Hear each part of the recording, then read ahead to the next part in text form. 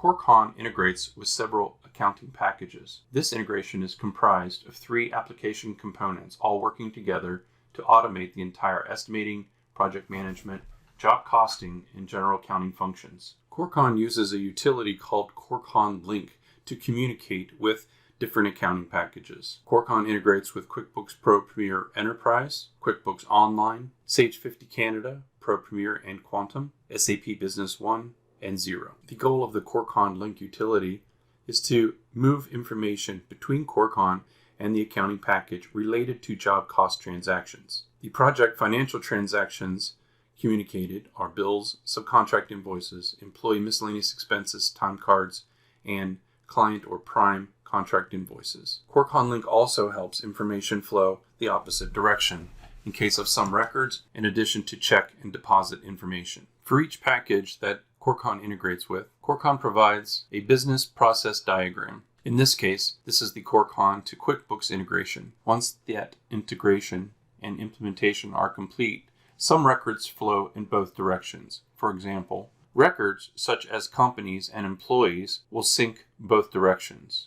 Once the integration and implementation are complete, job cost transactions such as labor time cards, miscellaneous expenses, bills, subcontract invoices, and prime invoices flow from Corecon through the CoreconLink into your accounting package. Each one of these diagrams is color-coded, and the legend shows that the colors correspond to the menus and features so that the features are easy to find. There are 2 possible ways to connect to the CoreconLink. For the accounting packages that are online or web-based, going to the main menu of Corecon, there will be an option at the bottom of this list that shows the CoreconLink. Since Corecon is a web-based product and some accounting integration is desktop-based, Corecon provides an icon and small program that resides on your desktop so that the 2 programs can speak. CoreconLink products are add-ons to Corecon and provide seamless integration with accounting packages. These applications eliminate the need for double entry and maintain consistency across the organization. From an implementation standpoint, they should be set up immediately in order to populate companies, contacts, payroll items, and tax codes, which are all beginning steps. If we go to the sync preferences, you can see that Corecon uses options that map information from Corecon to your accounting package. These link either to general ledger accounts, to records, or to service items, which further allow you to redistribute information as it appears in your accounting package.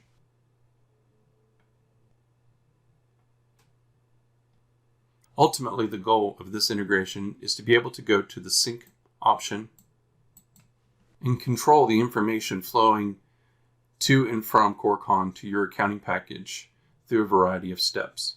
Notice that records such as companies and employees are linked or synced, and transactions are exported or imported. In most cases, Corecon's better equipped to keep a bulk of information regarding records such as customers, vendors, and employees. It's always best once this information is imported to Corecon to maintain these records such as customers, vendors, and employees, because Corecon manages a larger amount of detail for each of these records. However, some information can flow both directions. Once complete, you're still going to use your accounting package to reconcile bank accounts, receive payments from customers, make payments to vendors, suppliers, and subcontractors, record overhead and general administrative expenses, reconcile credit card statements, and any other transactions that are not affected by job cost. If a job, called a prime contract in Corecon, is referenced, that information ultimately will be coming in to your accounting package from Corecon. On the balance sheet,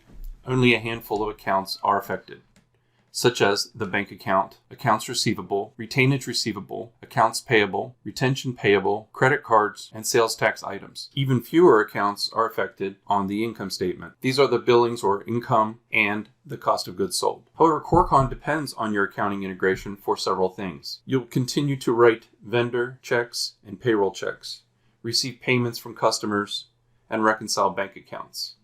In accounts receivable, you'll still receive payments from customers and manage accounts receivable agings.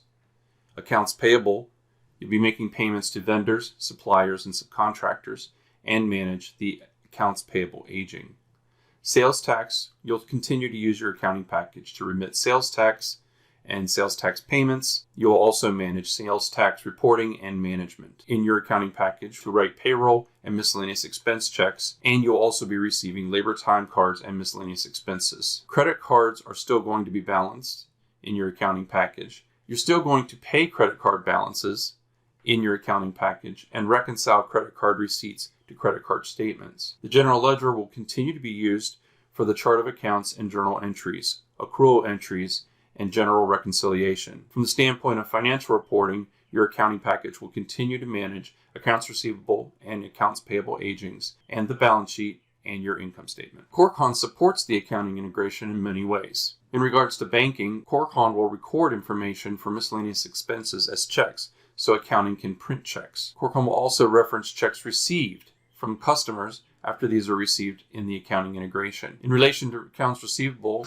Corecon is going to provide transactional data to record the prime invoice. Corecon also records and manages retention receivable. With regard to accounts payable, Corecon provides transactional data to record bills and subcontract invoices. Corecon also records and manages retention receivable. For sales tax records are charged on prime invoices, prime billings, and customer billings, and therefore will also be communicated to your accounting package. In regards to payroll, it will maintain employee records and rates and provides labor time cards and miscellaneous expense reports with cost data. Credit cards are tracked. In regard to the general ledger, it will post job cost data in a format that will post to the correct GL accounts by client, by job, and by cost code as you designate. For financial reporting, Corecon will provide the WIP analysis that ties to the revenue and cost of goods sold accounts in the income statement. It will also provide analytics, dashboards, and executive level reporting. The 9-step process that you'll be running on a periodic basis, whether it be daily, weekly, this is maintained by the CoreconLink Utility. That wizard will sync linked employees and vendors between Corecon and your accounting integration. It will sync linked employees. It will export approved projects and prime contracts, in effect creating jobs in your accounting package. It will export new vendors referenced on approved bills and sub-invoices.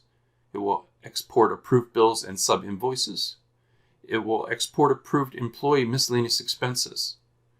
It will export approved prime contract invoices, such as progress billings. It will export new employees referenced on approved time cards, and it will export approved time cards. In each accounting integration, Corecon uses a record called items. In this case, we're looking at QuickBooks Desktop. If we go to Lists and Items, Corecon uses sales tax items and sales tax groups to manage sales tax charged on customer invoices. Corecon also uses service items to track cost codes and determine where the transactions post on your general ledger. In addition, a default is created in case CoreconLink cannot find a matching cost code as a service item in your accounting package. And Corecon also uses a service item to manage retention payable and retention receivable. There's a couple things you'll need to take into consideration when setting up your chart of accounts. It's not just a matter of how the accounts are numbered or named, but more importantly, the account types. In this case, a checking account will always have an account type called bank.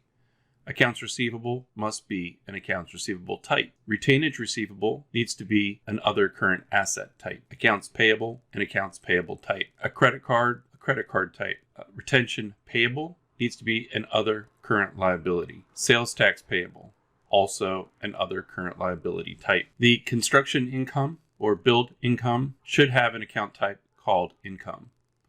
And your cost of construction or cost of goods sold also needs to be a cost of goods sold account type. A common mistake is to create a retainage receivable with an accounts receivable type. However, this will not allow you to create a service item, as most of the accounting integrations will not allow you to have a service item that references accounts receivable.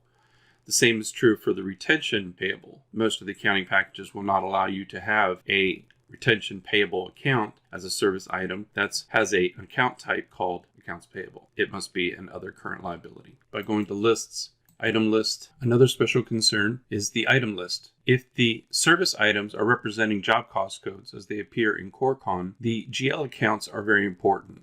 For most contractors and construction companies, they're going to be using a revenue account with an account type called revenue or income, depending on the accounting package. The expense account, however, would be a cost of goods sold type account. So in this case, cost of construction.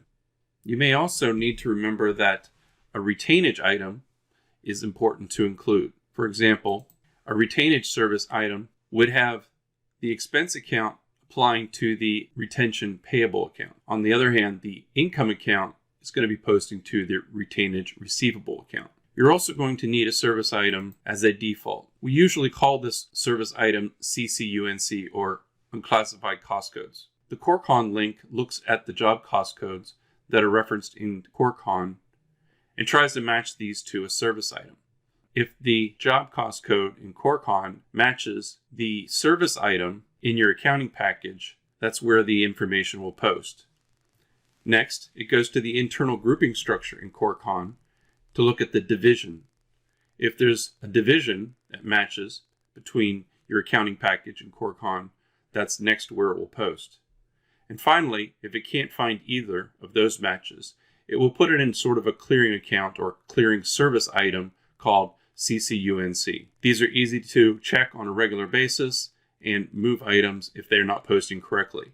It's always a good idea during the implementation to check this regularly to see what information is not posting correctly and simply fix those on the accounting side. Going back to service items used as cost codes, we may also point out that none of these will include a suffix such as labor, material, and so on. Corecon tracks the cost resources or cost types, material, labor, equipment, subcontract, and other, as additional columns. So each cost code is going to have an additional breakdown of 5 more cost resources or cost types. Again, they're material, labor, equipment, subcontract, other. For that reason, there's no need to create cost codes for each of the cost resources. The CoreconLink utility for each accounting integration provides a help system with information specific to that accounting package. This independent help system can also be seen in Corecon V8's online help. Additional information about these subjects discussed today can be found in Corecon V8's help online by going to the integrations, selecting the package that you're integrating with, and clicking on the CoreconLink help system. That will bring you right back to the same help system you find in the link itself.